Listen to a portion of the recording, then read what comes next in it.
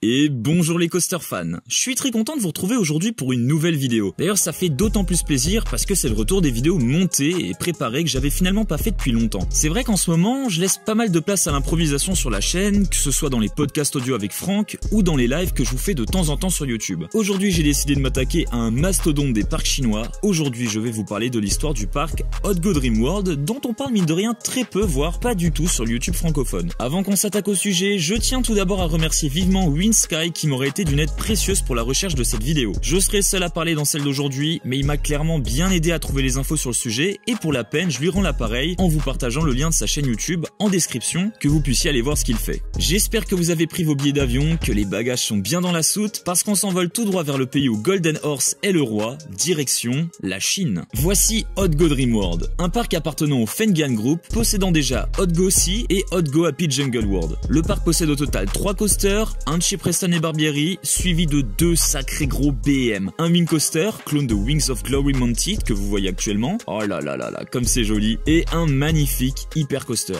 Regardez-moi ça, cette petite esperluette digne d'un Shambhala. Ça fait pas plaisir? Le parc a été construit en 2015 et c'est déjà un énorme hit asiatique à inclure absolument dans un voyage en Chine. Même Dubik l'a complètement approuvé, n'est-ce pas? Ouais, carrément, ouais. Attends, tu parles de Hot Go Dream World, là? Bah ouais, c'est une dinguerie ce parc, on est d'accord. T'es sûr que t'as bien lu les notes de Winsky? Ben oui, je suis sûr. Il y a même écrit après SBNO. Ouais, donc voilà. Bon, je te laisse un petit temps de réflexion, on verra. Ben pourquoi il y a écrit SBNO?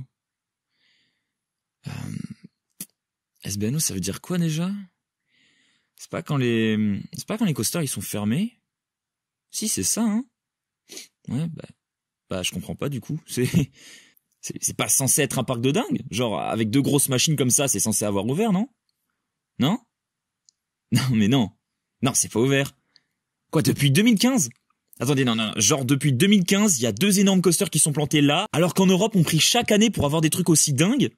Non mais c'est horrible! Eh oui, voici réellement Hot Go Dream World. Un parc fantomatique laissant 3 coasters orphelins, ainsi qu'un immense château posé là, sans un bruit. En fait c'est tout. Oui, c'est juste horrible, hein. Voilà, il y a eu un début de construction plutôt bien foutu, et puis plus rien. Le pire dans cette histoire, c'est que Hot Go est pas du tout un parc déconnant, et l'idée fait vraiment envie. C'était censé être un parc avec des zones thématisées, mais genre avec de beaux décors, et en plus d'autres coasters et pas mal d'attractions familiales à première vue sur les concept art dignes d'un parc Disney ou même Universal. Mais bon, je vais pas vous en parler, je voudrais pas vous faire baver, je sais que vous êtes en plus des sacrés gloutons, hein, donc voilà. Ok, bon. Comment ça, vous voudriez vraiment savoir? Bon. Ok, alors.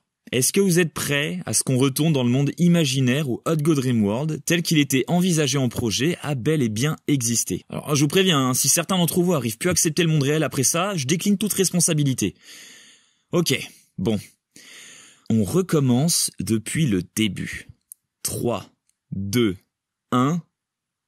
Voici Hot Go Dream World, un parc appartenant au Fengdian Group, possédant déjà Hot Go Sea et Hot Go Happy Jungle World. Le parc possède au total 3 coasters, un de chez Preston et Barbieri, suivi de 2 sacrés gros BM. Un wing coaster, clone de Wings of Glory Mounted, que vous voyez actuellement. Oh là là là là, comme c'est joli. Et un magnifique hyper coaster. Regardez-moi ça, cette petite esperluette digne d'un Shambhala. Ça fait pas plaisir? Le parc a été construit en 2015 et c'est déjà un énorme hit asiatique à inclure absolument dans un voyage en Chine. Et cette fois, Dubik, on est d'accord. Ah oui, là on est d'accord, ouais. Et c'est pas tout en plus, on a un paquet de dingueries ici. Suivez-moi, je vous fais visiter. Alors on retrouve plein d'univers au sein d'Hot Go Dream World. Déjà on se fait accueillir par un petit château, en réalité très badass et donc finalement pas si petit que ça. Il sert pas uniquement d'élément de décor puisqu'il est également un hôtel pour les visiteurs souhaitant passer une nuit sur le parc. Une fois entré, on a plein de zones différentes. Oh là attendez, non, ici on respecte les codes à la Disney monsieur. Petite Main Street plutôt sympa avant d'être plongé dans le parc et une sorte de Central Plaza permettant de se diriger vers les zones qu'on veut. Toujours ici et à la Disney du coup. On a au total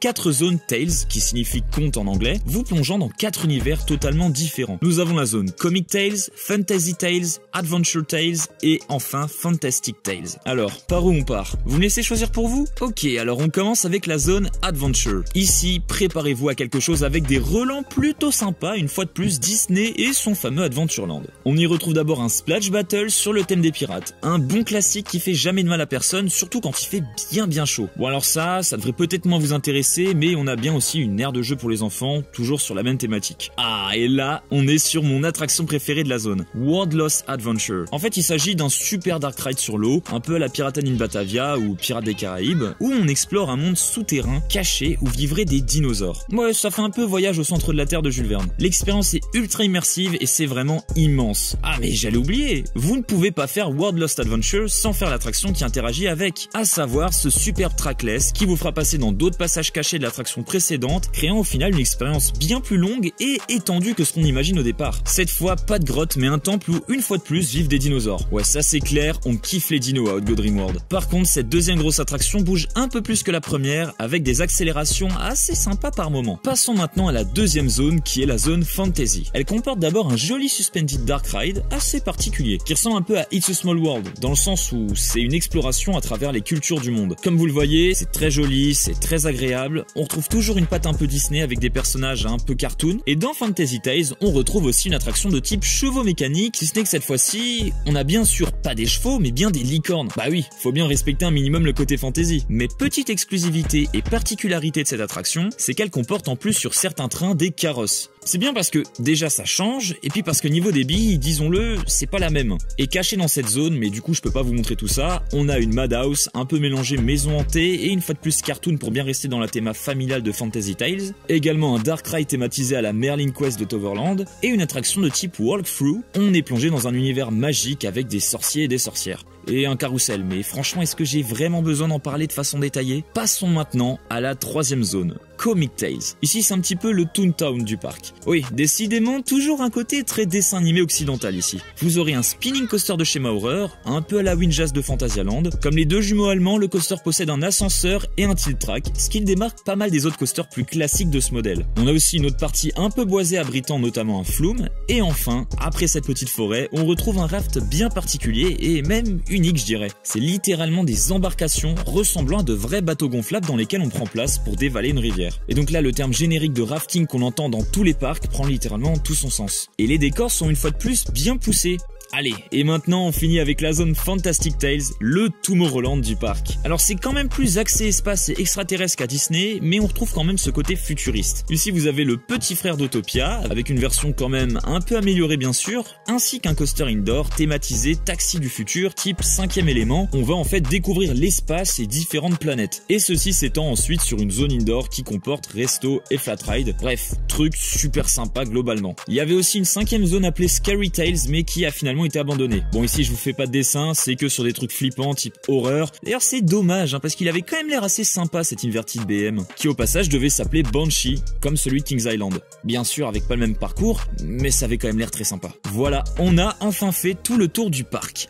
Normalement avec tout ce que je vous ai dit, ça devrait vous donner envie de venir. J'espère en tout cas que ça vous aura plu, et que j'ai zappé un truc là. Ouais, il y avait des BM normalement. Et oui, les fameux BM dont je vous ai parlé plus tôt.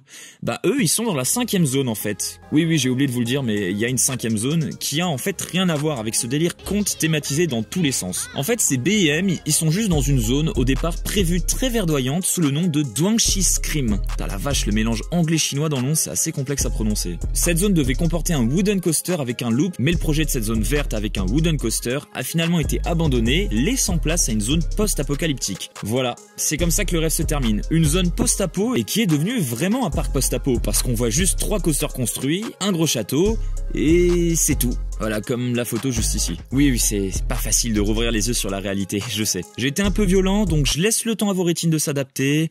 On se frotte les yeux, on respire un coup, et c'est reparti. Mais maintenant, pourquoi ce parc est à l'abandon? Eh ben en fait, c'est très flou, mais même très flou. Alors la Pixelioscorp a fait beaucoup de recherches, c'est-à-dire WinSky, et elle est finalement tombée sur plusieurs sites affirmant la même chose. Le parc s'est arrêté par manque de moyens parce que le prêt n'a pas été accepté. Alors le Fengen Group a décidé de stopper sa construction et de se focaliser sur ses parcs déjà existants. Mais apparemment, ceci n'est que temporaire parce que le parc devrait bel et bien ouvrir. C'est pour ça que fin 2019, le groupe a demandé à nouveau un prêt pour le parc, donc il semblerait que... le rêve puisse devenir réalité. Voilà, c'est finalement très curieux cette histoire et en vrai j'aimerais savoir d'ailleurs ce que vous en pensez. Est-ce que selon vous déjà, c'est un parc qui devra être construit? Est-ce que ça vous intéresse? Est-ce qu'il verra vraiment définitivement le jour? Personnellement, je croise les doigts, on verra ce que l'avenir lui réserve. Mais avant ça, n'oubliez pas de vous abonner à la chaîne pour ne pas rater les prochaines vidéos. Vous pouvez également mettre un like sur celle-ci si elle vous a plu et puis ça permet de soutenir la chaîne. Encore un grand merci à Winsky pour sa contribution et à Doobik pour son apparition surprise. Je vous mets leur chaîne YouTube en description, ça vaut vraiment le détour. Et comme d'habitude sur ce,